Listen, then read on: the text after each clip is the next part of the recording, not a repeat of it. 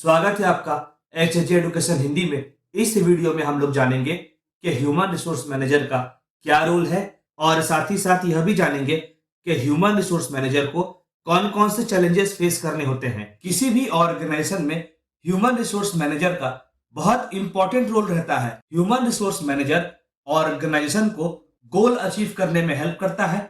चलिए आगे बढ़ते हैं और ऑर्गेनाइजेशन में ह्यूमन रिसोर्स मैनेजर के रोल को समझते हैं। पहला, advising management. Human resource manager का एक मेजर रोल होता है ऑर्गेनाइजेशन के टॉप लेवल मैनेजमेंट को ह्यूमन रिसोर्स से जुड़ा एडवाइस देना, ताकि ऑर्गेनाइजेशन के पास काम के अनुसार, पोस्ट के अनुसार इंप्लॉइज अवेलेबल रहें। ह्यूमन रिसोर्स मैनेजर के एडवाइस को यूटिलाइज करके ऑर्गेनाइजेशन ह्यूमन रिसोर्स से जुड़ा प्लानिंग करती है, पॉलिसीज बनाती है।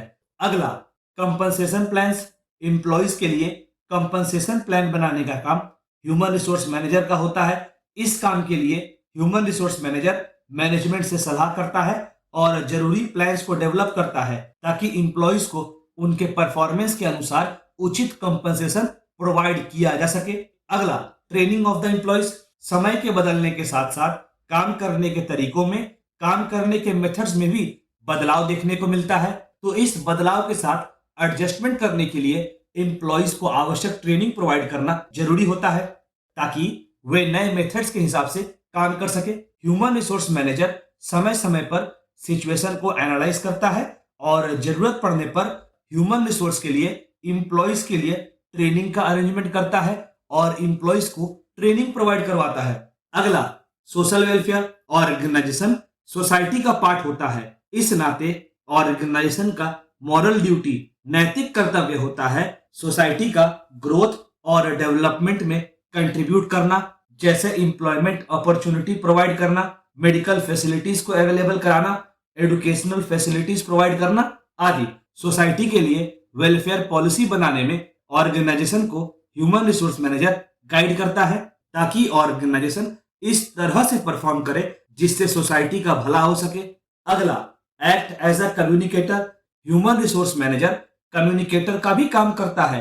इंप्लॉइज के जितने भी प्रॉब्लम्स होते हैं, समस्याएं होती है, डिमांड होती हैं, उनको ह्यूमन रिसोर्स मैनेजर ऑर्गेनाइजेशन के मैनेजमेंट के सामने रखता है, ताकि प्रॉब्लम्स का सलूशन जल्दी मिल सके और इंप्लॉइज का डिमांड को भी ऑर्गेनाइजेशन पूरा कर सके। अगला, प्रोवाइडिंग मोटिवेशन। कभी कभी ऐसा होता है कि इंप्लॉय प्रॉपरली काम नहीं कर पाता या अपने टारगेट को मीट नहीं कर पाता, तो ऐसे सिचुएशन में ह्यूमन रिसोर्स मैनेजर इंप्लॉइज को मोटिवेशन प्रोवाइड करता है, ताकि वे अपने काम को अच्छे से परफॉर्म कर सके और अपने काम से जुड़े टारगेट को अचीव कर सके। अगला, सॉल्विंग कन्फ्लिक्ट्स। अगर मैनेजमेंट और इंप्लॉइज के बीच में कोई कन्फ्लिक्ट चल रहा है, तो ह्यूमन रिसोर्स मैनेजर उन कन्फ्लिक्ट को कम करने का प्रयास करता है और यह भी प्रयास करता है कि मैनेजमेंट और इंप्लॉइज के बीच में अच्छे रिलेशन बने रहे। अगला, execution of the policies.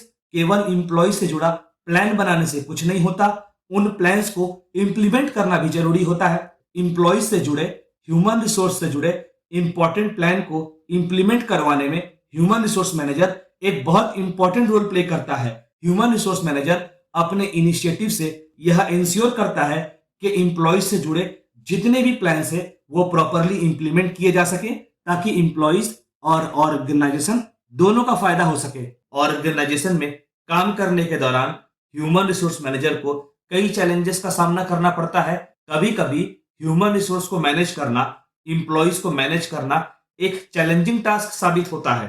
Technology के आ जाने से कई बार इंप्लॉइज घर से भी काम करते हैं, जिससे ह्यूमन रिसोर्स को मैनेज करना और भी चैलेंजिंग हो सकता है। ह्यूमन रिसोर्स मैनेजर यह प्रयास करता है कि ऑर्गेनाइजेशन का रिसोर्सेज वेस्ट ना हो और रिसोर्सेज का सदुपयोग हो और रिसोर्सेज का प्रॉपर यूटिलाइजेशन हो।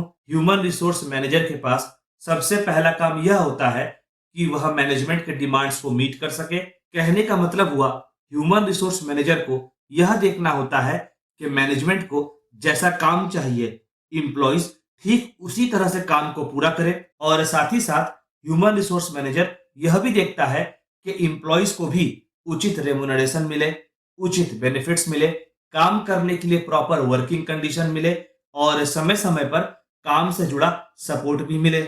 ऑर्गेनाइजेशन में काम करते हुए human resource manager following challenges face करता है। पहला, हायरिंग सुटेबल एम्प्लॉइज।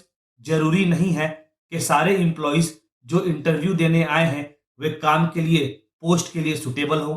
किसी एम्प्लॉय में एक प्रकार का गुण होगा, वहीं दूसरी ओर किसी और एम्प्लॉय में दूसरे प्रकार का गुण होगा। तब ह्यूमन रिसोर्स मैनेजर को यह देखना पड़ता है कि ऐसे एम्प्लॉयज का सिलेक्शन किया जाए, ऐसे एम्प्लॉयज का चुनाव किया जाए जो काम या पोस्ट के लिए सुटेबल हो। यह ह्यूमन रिसोर्स मैनेजर के लिए एक चैलेंज इसलिए होता है क्योंकि मैनेजर को कैंडिडेट के इंटरव्यू से ही यह तय करना होता है कि एम्प्लॉय काम के लिए, पोस्ट के लिए सुटेबल है कि नहीं, जो कि आसान काम नहीं होता है।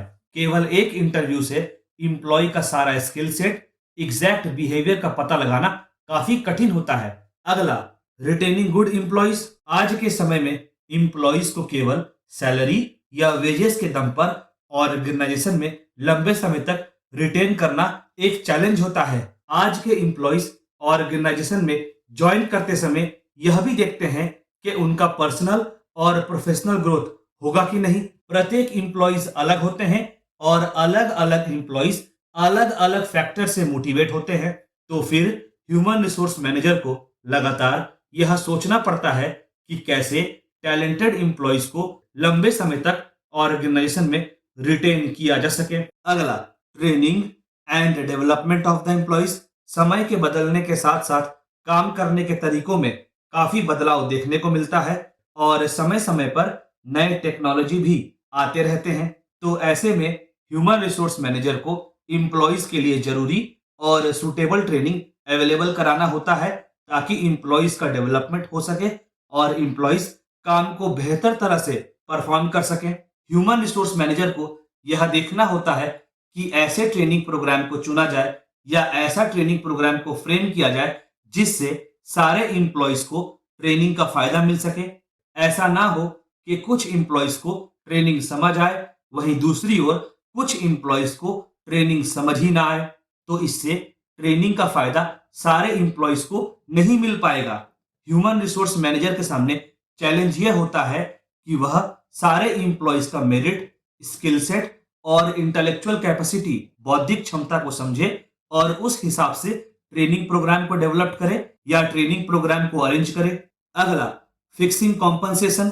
Compensation one of the important factor होता है जिसको देखकर एम्प्लॉय यह डिसाइड करता है कि काम को एक्सेप्ट करना है कि नहीं।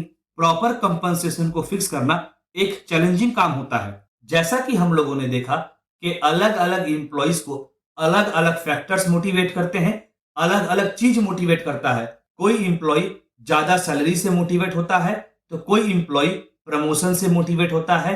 तो ह्यूमन रिसोर्स मैनेजर को सबसे पहले यह समझना होता है कि एम्प्लॉय को कितना कंपनसेशन प्रोवाइड किया जाए।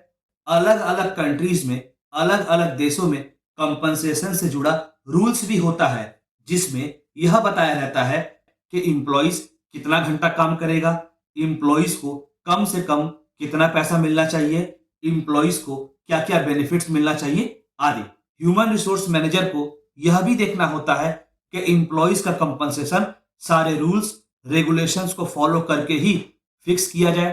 अगला, प्रॉपर वर्क एनवायरनमेंट। ऑर्गेनाइजेशन में लोग अलग अलग बैकग्राउंड से आते हैं, अलग अलग बिलीफ को मानने वाले एम्प्लॉयज भी ऑर्गेनाइजेशन में काम करते हैं।